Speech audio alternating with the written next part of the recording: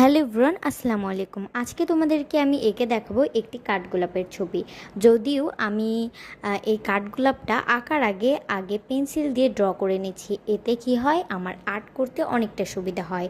এবং যারা অনেক বেশি আর্টে পারদর্শী তারা কিন্তু পেন্সিল দিয়ে না এঁকেই শুধু তুলি দিয়ে এঁকে ফেলে। তো যাই হোক, আমি এখনও অতটা পারদর্শী হইনি। আমি আগে পেন্সিল দিয়ে এঁকে নিই, তারপরে আমি তুলি দিয়ে সম্পূর্ণ করি রঙে। তো আমি যেটা বলতেছি সেটা হচ্ছে, এখানে দেখো যেদিকে ছায়া পড়েছে সেদিকে আমি গাঢ় রং ইউজ করেছি, এবং যেদিকে আলো সেদিকে কিন্তু লাইট কালার ইউজ করেছি। তো এই আলো ছায়ার জিনিসটা তোমরা ভালোভাবে লক্ষ্য করলে আর্টটা তোমাদের আরও বেশি রিয়েলিস্টিক হবে।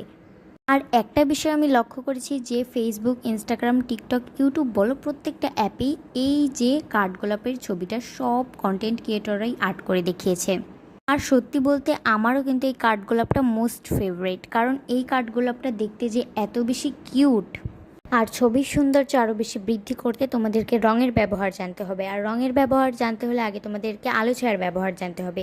তো সব কিছু যদি তোমরা ভালোভাবে জানো, এবং ভালোভাবে, আমার চ্যানেলে কিন্তু প্রত্যেকটা জিনিসেরই আলাদা করে ভিডিও করা আছে, তোমরা চাইলে সেটা দেখে নিতে পারো।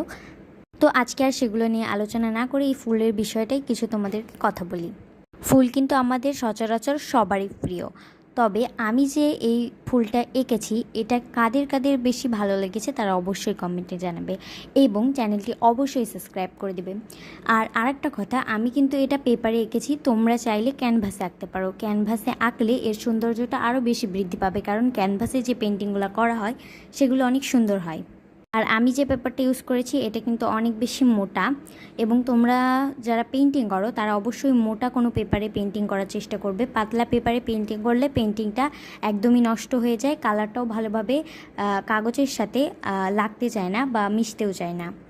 আর তোমরা লক্ষ্য করলে দেখতে পাবে আমি এখানে পেপারের উপরেই কিন্তু কালারটা মিক্সার করে দেন পেন্টিংটা করেছি।